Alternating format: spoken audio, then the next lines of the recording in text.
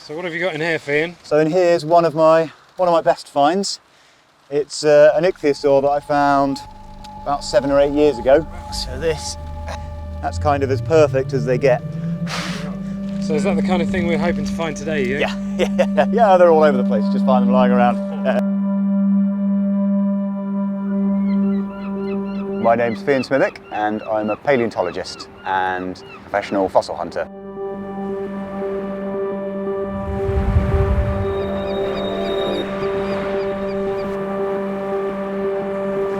Here is Romanian Rescue. She's a mixed breed with about a third Dalmatian, about a third Dutch Shepherd, and then a third of all kinds of other things. She was found at the side of the road. They think she was around 2 months old, dumped with another puppy the same age, and they were found in the snow in the lead up to winter in Romania. We don't know what happened to her early in life before those 2 months. She's got an expressive face. But yeah, she's got a very expressive face because she's got little dot eyebrows, which I have no idea which breed down her line created those, because Dalmatians don't have them and Dutch Shepherds don't. Got a couple of photos when she was first rescued, the saddest puppy in the world. So in terms of getting her rescued, you know, that was a no-brainer.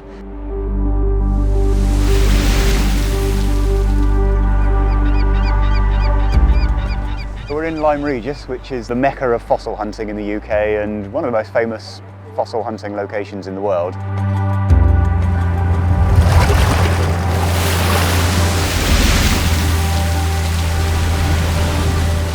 When you've got the sea up like this, on a high spring tide with the waves, it washes over the base of the cliff fall and it can reveal rocks that have been hidden under there that have come down from higher up in the cliffs. I'm looking for specific rocks that have come from specific layers. So they tend to come from higher up there and they tumble down here.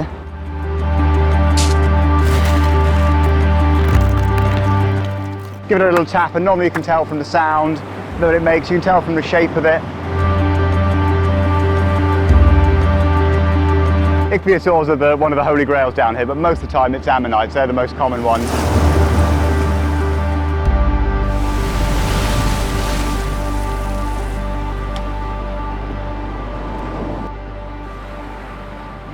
That one might be worth cracking open. You can see there's something poking out the edge of this one, and it runs all the way around on that layer. I haven't got hugely high hopes for it, but you never know.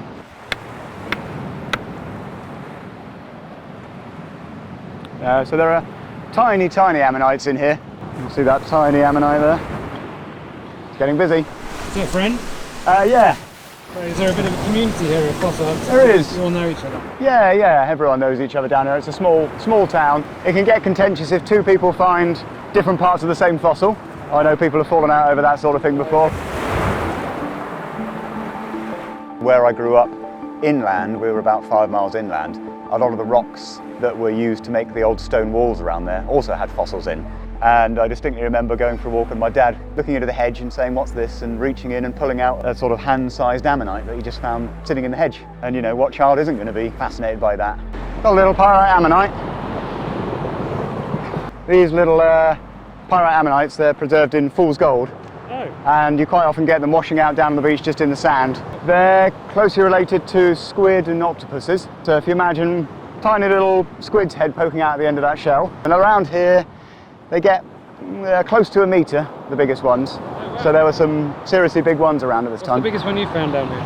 The biggest one I found is about 80 centimetres across. Oh, wow. So 80 centimetres, pretty big. almost a metre. Wow. Yeah, that was a beast. That was in a huge rock that weighed about 150 kilograms. Right. That took a lot of effort to get back off of the beach. A big part of me just wants to be out on the beach fossil hunting all day, all night.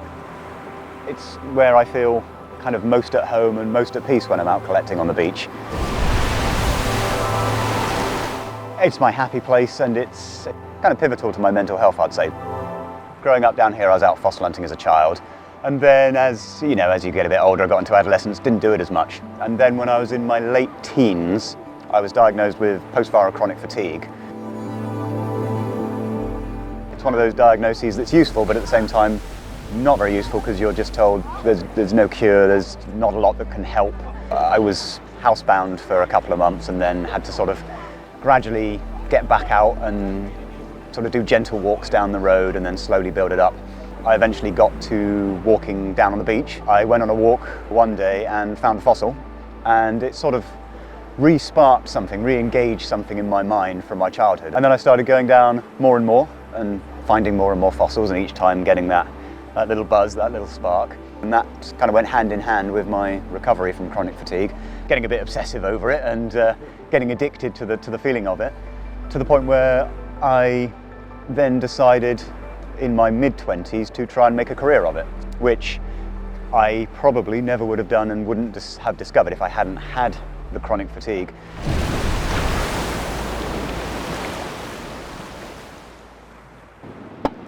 There's something here that looks promising. That's got the right shape to it, the right sort of size, makes the right sound when you hit it.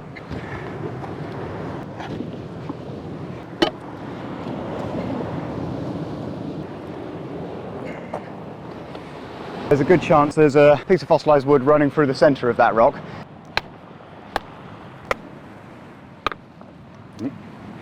Okay, so a bit of it split off, and you can see that's the wood in there with calcite crystals growing all the way around it. So that wood's been in there for how long? 200 million years. 200 million years? Give or take a couple of days. Waiting for you to smash it open. Yeah, exactly. It's got the wood in it, but I don't think there are going to be any ammonites in this one, unfortunately.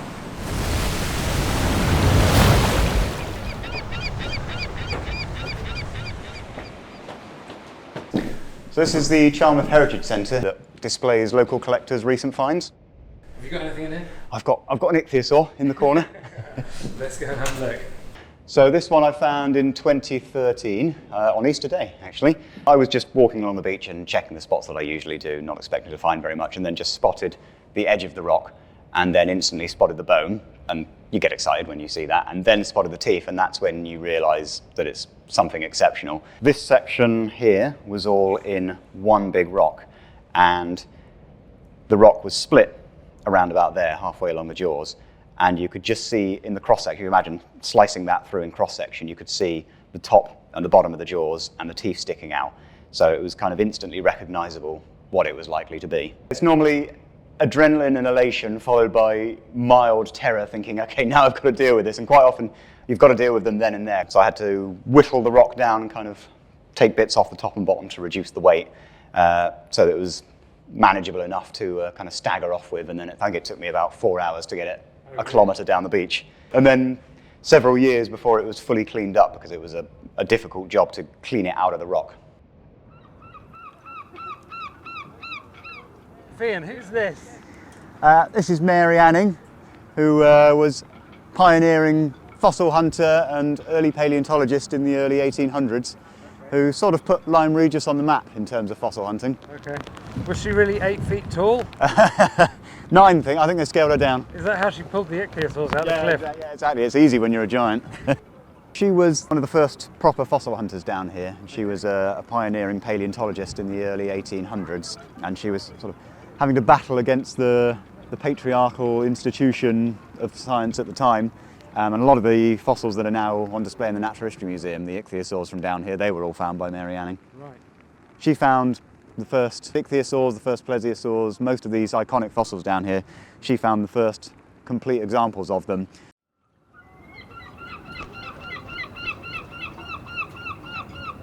We always wanted to get a rescue. The PAC project, the charity that we eventually used, they don't just give you any dog, they make sure that your lifestyle suits the type of dog that you're going to get. We're both completely outdoor and active people, so we wanted an outdoor and active dog. So they matched us up, and she's changed our lives in so many ways. My partner, Flora, she's an ultramarathon runner and she takes her running, and she has a little drone that she uses for this. It's one of those ones that locks onto you and then it follows you around as you run. And on this walk up the mountain, I suggested we bring that because it's a beautiful mountain, we'll get good panoramic views. So we got the drone out, and as she was setting up the drone, I got the ring out of my pocket and sneakily proposed. The light is fading fast from this old. And she said yes. It's nice to have Tia in the video as well. It's nice she was part of it because she is a vital component of our little family. To the sounds of the sea.